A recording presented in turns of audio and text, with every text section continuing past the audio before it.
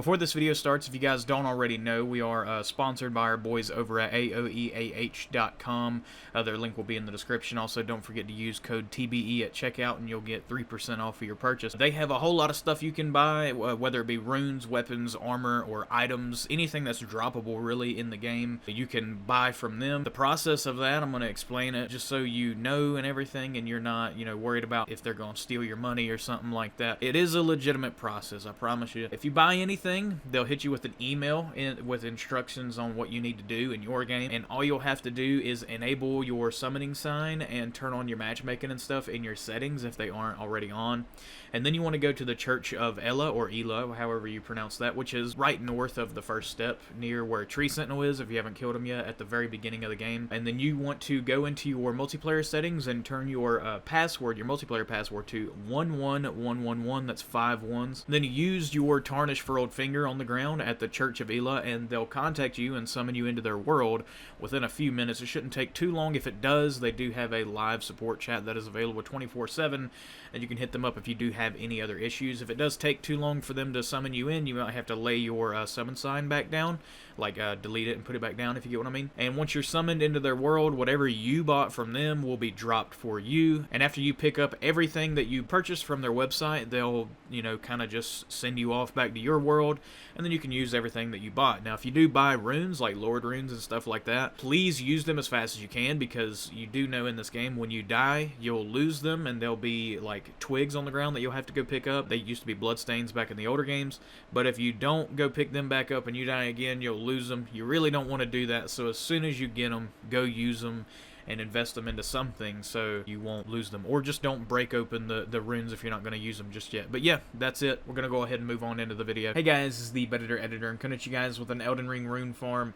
And in this one, we're going to be killing 2 gargoyles, and with the gold scarab, we'll be giving you around 4,200 runes per kill. This isn't better than the bird rune farm. I would say if you have access to that one, do that one. This is mainly for the people that don't have access to that one.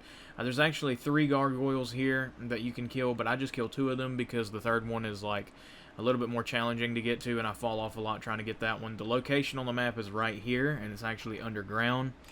To get here, I would recommend you to be decently high level, and you will have to have killed Radon. If you have killed Radon, then you can do this. If you haven't killed him yet, keep playing the game until you do. He's not a main boss, so you might have to look up some tutorials on how to get to him. I believe he is in Ranni's quest, which is right here. You don't have to do the entirety of Ranni's quest. You just have to kill Radon. After you have Radon killed, you can do the rest of this like normal. If you already have him killed, good news. If you don't already have him killed, keep playing till you kill him. And you'll access him around this area, and there'll be like a teleporter on the beach up here. But do keep in mind that the only way to access that is to get to a certain point in Ranni's quest, I believe. And that quest is pretty weird. But if you already have killed Radon, you want to go here. And if you've already been down here, you know what it is. It's the Nocron Eternal City. And your goal is to get over here, and there will be a casket, like a coffin that you get in. It'll take you up a waterfall, and it'll bring you here. If you already have this on the map, then you already know where I am, and you can go ahead and do the farm. If you don't have any of that shown, I will show you how to get there from the hole that Radon creates after you kill him. So, here we go. I'm going to show you the farm real quick a couple times, and then I'll show you how to get here. So the farm is, spawn your horse once you get onto the branch, go over to the first gargoyle, hit him a couple times. He should die, depending on what kind of weapon you have. This weapon hits like an absolute truck, so we only need to hit him a couple times.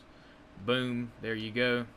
And then after you've done that, like I said, there is a third one, but I don't recommend doing that one. We're just going to do 2 of them, come back, sit down, and when you rest at the Grace and you get back up, they'll respawn. If you don't want to make your way back to the Grace, you can just fast travel. That's another way that you can do it, depending on if you have this game on a solid state drive or a hard drive.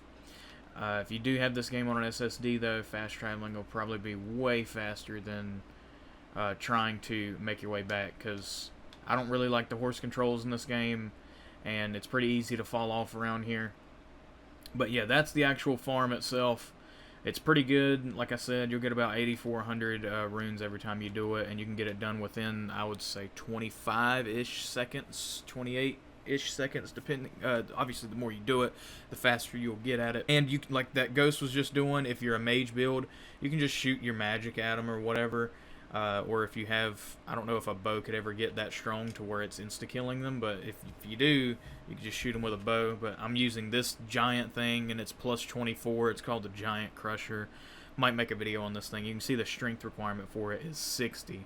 So you gotta be really strong to use this thing right here. And the RT for it is really cool, as you just saw me do. So now the friggin' tutorial on how to arrive at this location. So I'm going to show you from the hole in the ground how to get here. Quickest way to get to the hole in the ground is either fast travel to here or here. We're just going to go here. And I'll be with you guys here in 1 second. Alright, so now we're at the hole in the ground. Here's the spot on the map for it. You want to be kind of on the north side of it, because if you're not, then you'll just fall down into it. But if you're on the north side of it, you'll see these rocks kind of going down into a slopey style thing. And you're just going to drop down into these. And when you do drop down into these, you'll make your way eventually to Nokron, the Eternal City. And which isn't the same place that you go down to in the Riverwell, which it kind of is, but this is more elevated than that. So the only way to access that is through this hole that Radon made. And once you're in here, you can just drop down. Boom. And then run forward, drop down over here. The rest of this I'm just going to speed up because it kind of is a long journey, and I don't want to, you know, keep talking to make this video a long video. So here we go.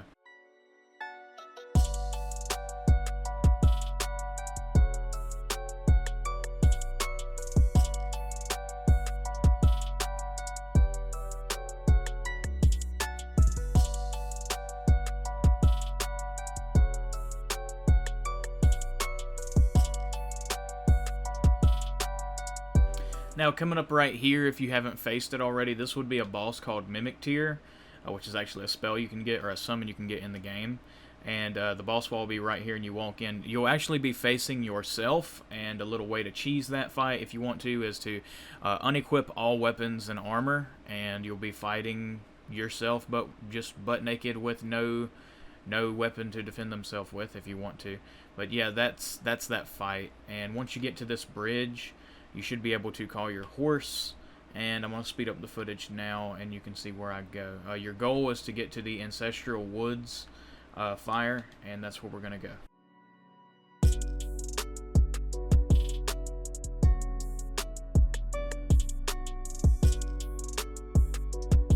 Alright, so here we are at the Ancestral Woods fire. And our goal now is to get over here. So basically just head north and you'll enter this cave system. There'll be some jellyfish over here. You'll see it in the footage. And we'll make our way to the Great Waterfall Basin. And we're going to speed it up and I'll show you how to get over there.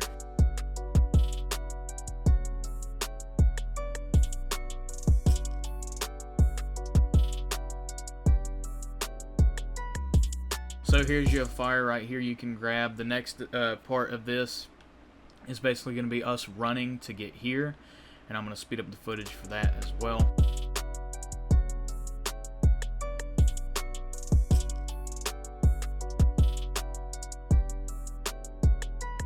So in here will actually be a boss arena. There'll be 2 bosses that you fight in here. I'm not going to say what they are to not spoil it if you don't want me to. They're pretty difficult.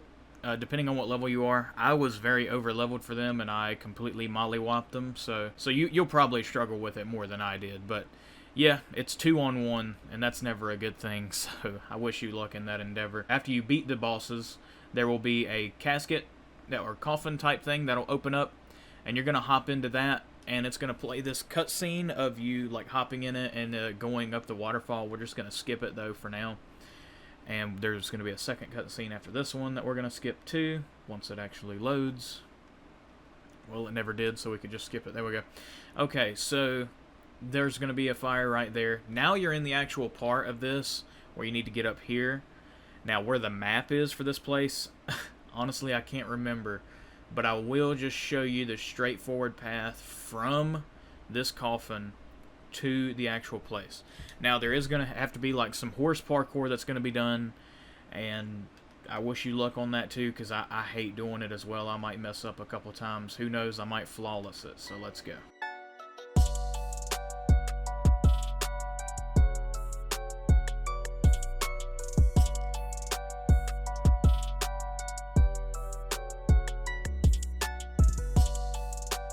But once you're through all that stuff right there, there will be another grace right here that you can get to. Now our next stop is the actual farm itself, so we're going to go ahead and head there. And it's not too hard to get up there either, so I'm going to speed up the footage.